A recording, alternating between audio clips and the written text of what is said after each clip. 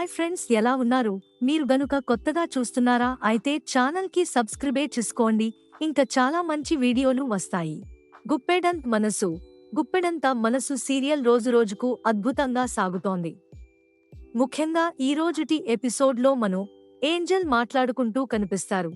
నా విషయంలో నువ్వు అలా ఉండాలనుకుంటే తప్పేం కాదు, కానీ నా జీవితంలో ఇలా ఉండలేనంటూ చెప్పుకొస్తాడు. కానీ ఏంజెల్ మాత్రం నీ జీవితం కూడా సరదాగా ఉండకూడదని కాదు, అందరూ చాలా సంతోషంగా ఉండాలి, సమస్యలు ఉన్నప్పటికీ అంటూ వివరిస్తుంది. ఆ తర్వాత మను మాట్లాడుతూ, నా గురించి నీకు క్లారిటీ ఇస్తానో అర్థం చేసుకో అంటాడు. నేను ఎవరికైతే దగ్గర అవుతానో వాళ్ళు నాకు దూరం అవుతారు అంటూ చెప్పగా, ఏంజెల్ వెంటనే నా గురించి బాధపడుతున్నావా అంటుంది.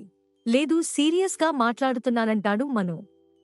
నా గురించి నీ మనసులో ఉన్నది తీసేయ్ అంటాడు. మన పరిచయాన్ని పరిచయం లాగే ఉంచు, ఎలాంటి బంధంగా, రిలేషన్గా మార్చాలని చూడకంటాడు. నేను ఇలాగే ఉంటాను, నన్ను మార్చకు అంటూ మను చెప్పుకొస్తాడు. ఏంటి హెచ్చరిస్తున్నావా అంటే రిక్వెస్ట్ చేస్తున్నానంటూ చెబుతాడు. ఇప్పుడు నీవు చెప్పిన జీవన సూత్రాలు ఒకప్పుడు రిషి కూడా చెప్పాడంటుంది. ఏంజెల్ ఎందుకు నేను చెప్పింది అర్థం చేసుకోవట్లేదని అంటాడు. ఎప్పుడూ నీకు ఎందుకు కోపం వస్తుందని అంటాడు. కానీ ఏంజెల్ మాత్రం నేను నిన్ను వదలను, అన్నీ భరిస్తానంటుంది. ఇక మీదట ఇలాంటివి చెప్పొద్దు, నేను వినను అంటూ చెప్పుకొస్తాడు. నువ్వు నన్ను అర్థం చేసుకోవాలి అంటూ వివరిస్తాడు. నేను నిన్ను కాదు, నువ్వే నన్ను అర్థం చేసుకోవాలంటుంది ఏంజెల్. ఇక అక్కడి నుంచి వెళ్ళిపోతుంది. ఆ తర్వాత శైలేంద్రను చూపిస్తారు. తనను మోసం చేసిన మను, వసు, మహేంద్రలను కాలేజీలో ఉండకుండా చేయాలంటూ ఆలోచిస్తుంటాడు. ఏదో ప్లాన్ కూడా వేస్తాడు. అలా చేస్తే మను కాలేజీకి దూరం అవుతాడని వెంటనే ఎవరికో ఫోన్ చేసి తన ప్లాన్ గురించి చెబుతాడు. ఇక ఆ తర్వాత వసును చూపిస్తారు. రిషి తనకు ఇచ్చిన గిఫ్టును చూసుకుంటూ అతడిని గుర్తు చేసుకుంటుంది. మిమ్మల్ని చాలా మిస్ అవుతున్నాను సార్ అంటూ చెప్పుకొస్తుంది. అప్పుడే ఎవరో ఫోన్ చేసి స్టోర్ రూంలో విద్యార్థులు గొడవ పడుతున్నారని చెబుతాడు. వెంటనే రమ్మని చెప్పగా వసు వెళ్తుంది. అక్కడ వెతికినా ఏం కనిపించరు. అప్పుడే లోపల ఎవరైనా ఉన్నారా అని స్టోర్ రూంలోకి వెళ్ళగా వెనకాలే ఓ వ్యక్తి కనిపిస్తాడు.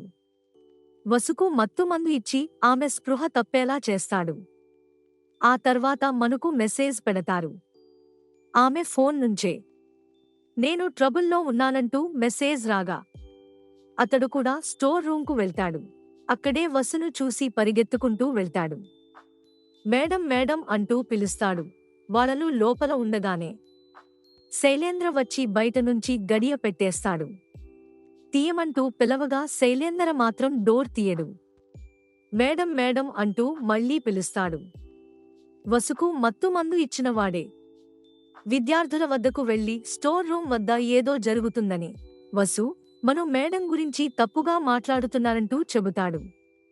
అప్పుడే శైలేంద్ర, ఆ తర్వాత మహేంద్రలు ఎంట్రీ ఇస్తారు. మనమే అక్కడకు వెళ్లి చూద్దాం పదండి అంటూ వివరిస్తాడు.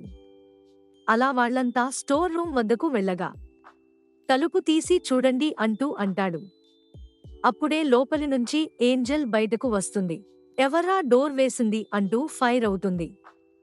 ఎవర్రా డోర్ వేసిందని గట్టిగా అరవగా ఎవరిక్కడ గొడవ జరుగుతుందని చెప్పారంటూ మరింత గొడవ చేస్తుంది. అసలు డోర్ వేసింది ఎవరు, ఇప్పుడు తలుపు తీసింది ఎవరని అనగా వేసినోడే కదా తీసేది అంటూ ఏంజెల్ చెబుతుంది. ఇక అక్కడి నుంచి ఏంజెల్ వెళ్ళిపోగానే విద్యార్థులు కూడా వెళ్ళిపోతారు. కొంపదీసి నా మీద డౌట్ పడుతున్నారా అనగానే మహేంద్ర కూడా చప్పుడు చేయకుండా వెళ్ళిపోతాడు. అప్పుడే శైలేంద్ర లోపల చూస్తుండగా మను వచ్చి శైలేంద్ర భుజంపై చేయి వేస్తాడు. నువ్వే ఈ ప్లాన్ చేశావని నాకు తెలుసంటూ మను అనగా ప్రూఫ్ ఏమైనా ఉందా అంటాడు. ఆధారాలు కావాలిగా, తప్పని గొడవ చేస్తే సరిపోతుందా అంటూ రెచ్చిపోతాడు. అయినా నేను ఇలా చిల్లరగా ప్లాన్ చేయనని చెబుతాడు. సూటేసినంత మాత్రాన పోటుగాడిలా ఫీల్ అవ్వకంటాడు. మొన్నే ఎవరు బఫూన్ అయ్యారో తేలిందిగా అంటాడు మను. అంతకు పదింతలు కలి తీర్చుకుంటానంటాడు శైలేంద్ర. అలాగే నిన్ను ఎట్టి పరిస్థితుల్లోనూ విడిచిపెట్టనని.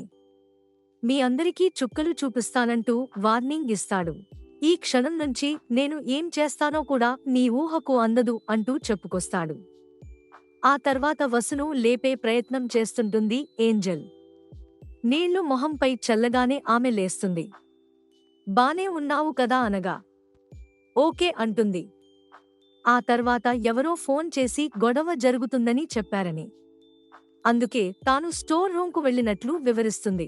తనపై మత్తుమందు చల్లారని, అలా తాను పడిపోయినట్లు చెప్పుకొస్తుంది. ఆ తర్వాత ఏం జరిగిందో నాకు తెలియదంటుంది. ఆ తర్వాత ఏం జరిగిందో మను వివరిస్తాడు.